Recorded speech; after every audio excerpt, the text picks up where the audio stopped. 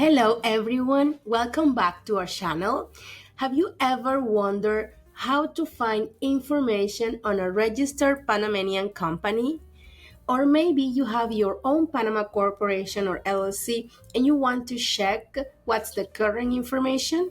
Maybe you are starting a business with a supplier, or you have a Panama company as a client and you want to start a due diligence on this company to understand what's the current information. Well, yes, you can find this information through the Panamanian Public Registry. But first things first, the Public Registry is a governmental institution where anyone can access and find information on corporations, on LLCs, and entities registered in Panama.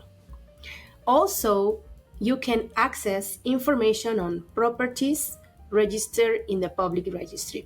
If you're interested in that part, I made a video last week and you can click here if you want to know how to search property information in the public registry.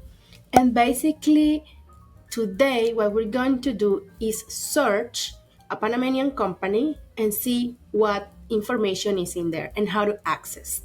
Remember that first, if you don't have an account, you have to register as a new user where it says registrarse. Here you will fill up some information and you will get a username, which most of the time is an email, and a password. You will also access once you have the approval of your username and password, where it says usuario, email, and the password. You check that you are not a robot and you enter here where it says ingresar. Okay.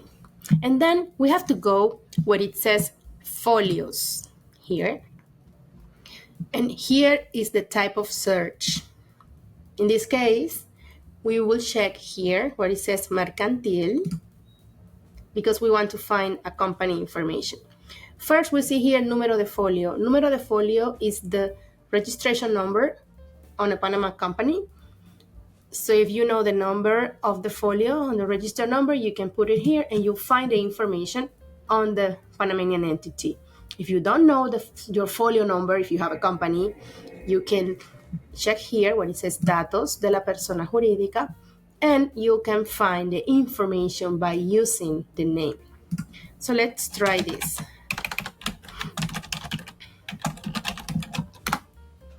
Okay, so we have a name of a company that we're trying to search. The first information that you'll see here is the folio. This is the folio, the registration number of an entity. This is also part of the tax ID of a Panamanian entity. Here you'll see the date of registration when the company was registered. You'll see the type of entity. In this case, is Sociedad Anónima, which is a corporation. The status, this is very important. It says that it's vigente, which means active. If you see that it's not active, it will say suspendido or maybe dissolved, disuelta, which means that the company is dissolved.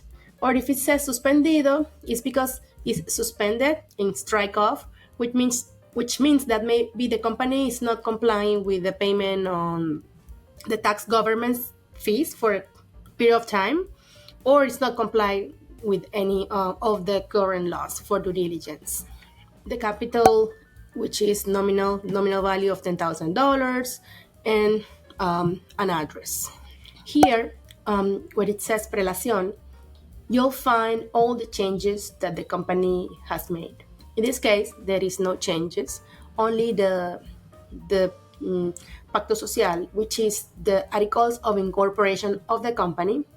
But if we want to see the history, let's say it's a very old company, you'll see many changes here, minutes of change of directors, change of registered agent, increase of capital, different amendments that needs to be done at the registry. You'll find them here.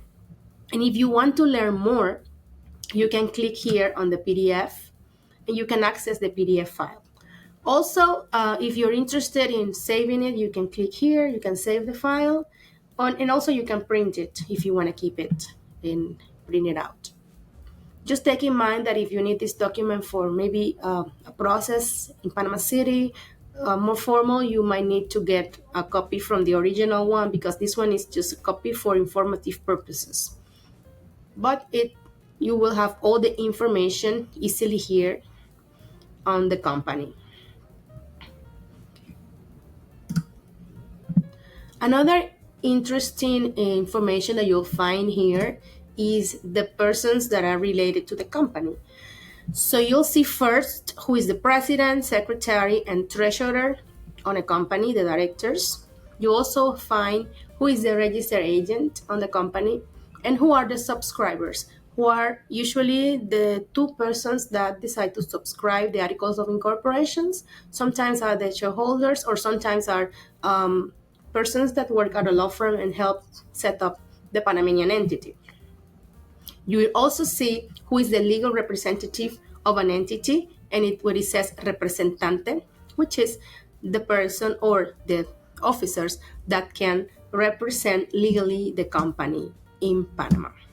Another thing is that you can also check on active elements, elementos activos here, to see if there is any restriction or suspension or notification about the status on the company. In this case, the company doesn't have any other notification rather than its registration, but you also will see changes here if there is a change.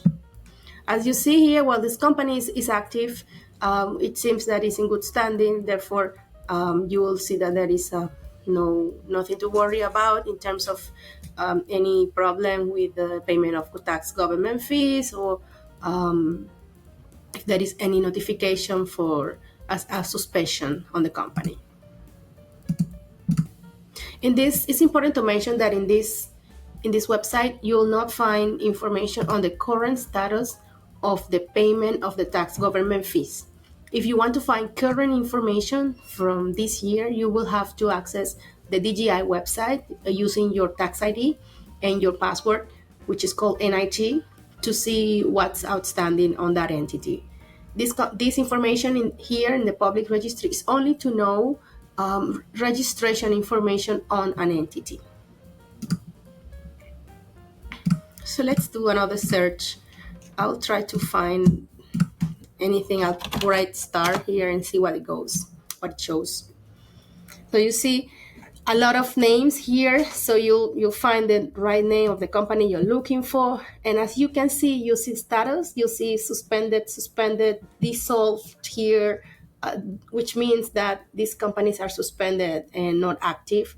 And you will have to know the reason why, or ask the registered agent or your client or your supplier, your contact, of what's the situation on it. This one was part of a merger, and this one was dissolved. So basically, you'll find a lot of information that might be useful. Of course, it's always good to ask a lawyer, an attorney in Panama, that can help you understand better, but this is a good start.